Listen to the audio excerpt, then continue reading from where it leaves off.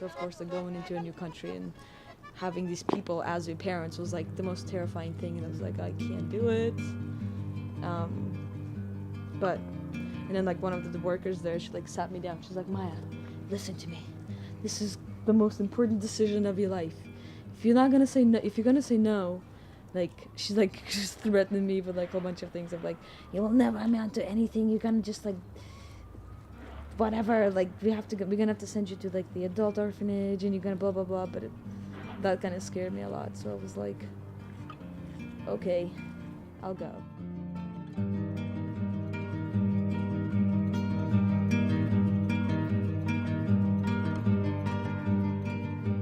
Our director like insisted that we always do concerts for the Americans, and I think that that's for the purpose again. So like my dad would like film it, or other American people would, when they come to the orphanage, would film it or see it, and hopefully like spread the word out so more Americans would come to the orphanage.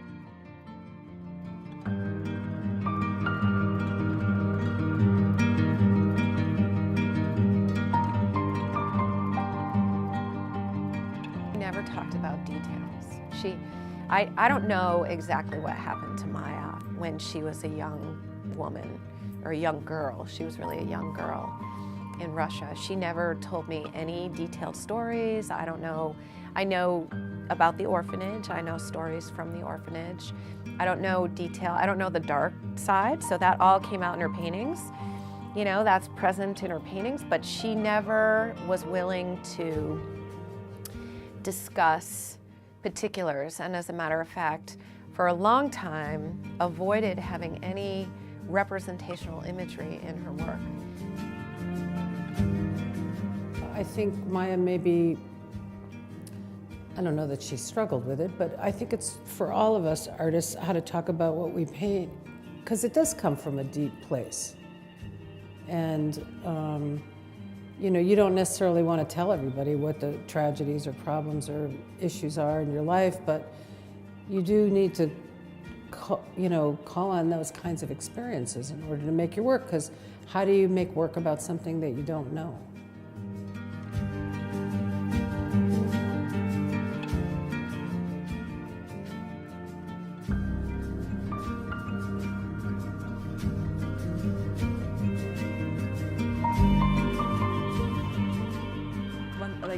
Having Gail in the studio is like, she's more of like the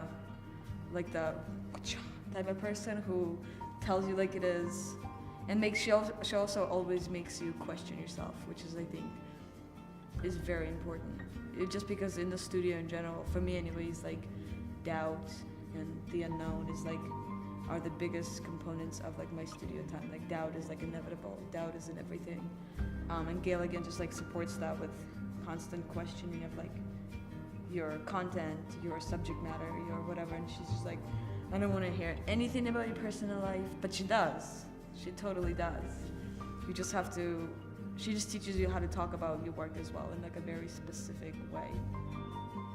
But when I teach, I think all of the people here at Mecca, when we teach, we work under the assumption that you guys want to grow.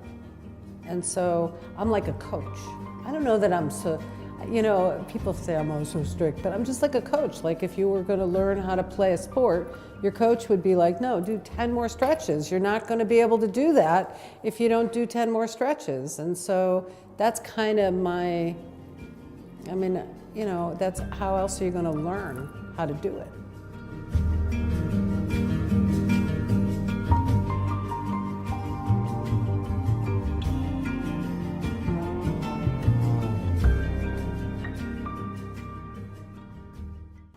Yeah, it's really funny looking at it now, actually, because, I don't know, sometimes it feels like I've lived two completely separate lives, and I'm not sure which one is fake yet, or which one is real, so it's hard to get those two worlds like, sorted out, and, like, make sense of both things at the same time. It's just, I don't know, it's difficult sometimes, but it's what's painting for, sort things out.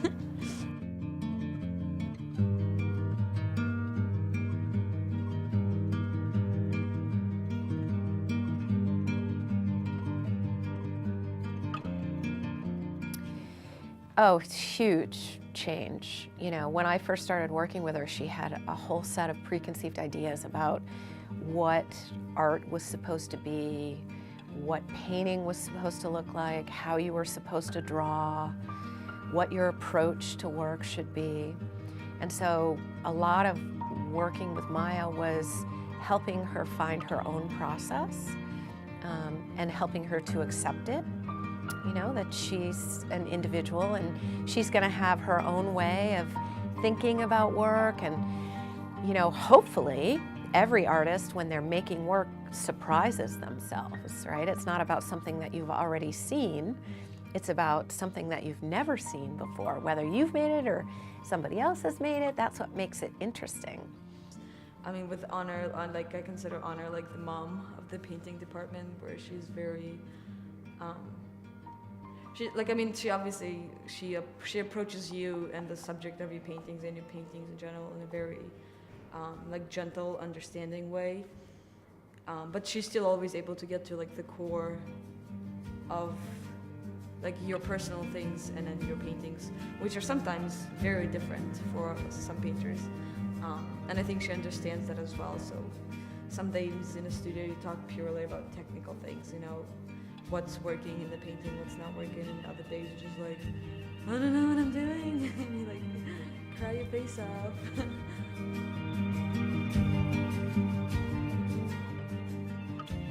Is the difference between being subjective about your work and objective about your work. So in order to grow as an artist, you have to be able to see your work separate from your emotions, right? Because your emotions can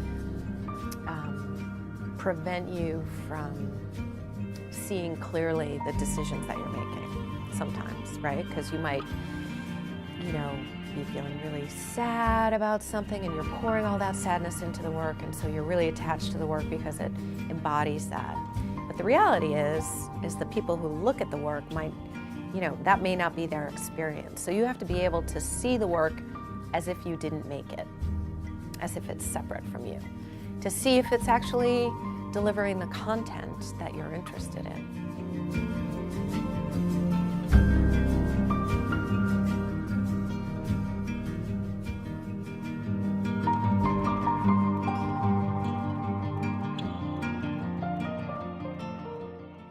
Taking my first oil painting class here, just like, there was something like really sensual about it too, like the mixing part, like sitting down for like an hour and like just mixing your palette and like just completely getting in the zone of like your own headspace, and it's like you and color and nothing else. Like that to me was really fascinating. Maia at one point knew she could paint whatever she wanted to. And I know that sounds really simple, but I think sometimes we impose a lot of rules on ourselves that we don't have to have. And I think she had imposed a lot of these rules, and maybe the conversation that you're referring to was about, you know, it's okay, you can put a figure in there and the figure can look tragic, or it can look happy, or you don't have to have a figure, or you could have just one color, or you could have 100 colors, it doesn't matter. And I think I remember there was a point where she had kind of a breakthrough of, I can really do whatever I want in my paintings. I can be an abstract painter, a figurative painter, and I can paint about really serious things that have to do with hard parts of my life, or I can paint about, you know, patterns or colors or whatever.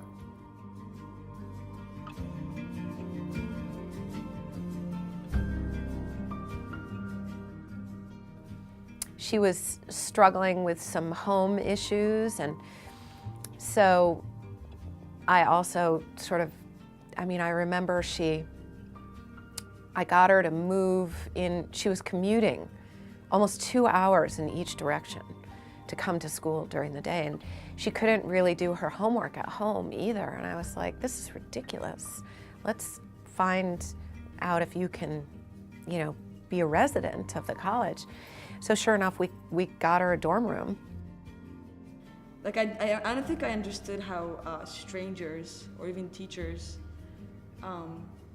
could like really be invested in you and interested in you to a point where like, and then eventually even like love you, who are like not related to you or either by paperwork or by blood or whatever. So I know it's weird to say that about a school or an art school, but even just like this environment and the professors and the friends that I've made, it's like, it's felt very convincing of like, this is what love is, I guess, or like how this is how like real people care about each other in like the real world.